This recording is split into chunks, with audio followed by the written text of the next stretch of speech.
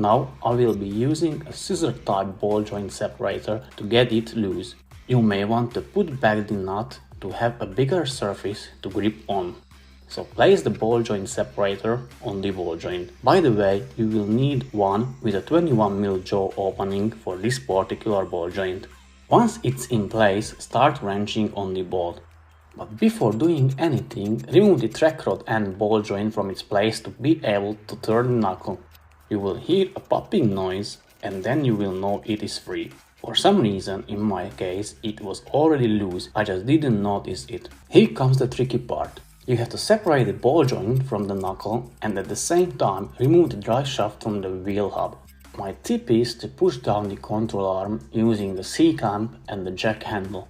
So you want to pick a C-clamp that has a big belly, if that makes sense. I mean, you will be able to put a jack handle in it once it's on the control arm. So place it over the control arm and put the jack handle inside, just as you've seen in the video.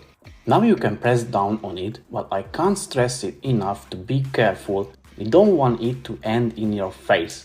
Again, a 2-post lift would be a huge advantage. So push down on it and at the same time try to pull the knuckle towards yourself and remove the drive shaft from it.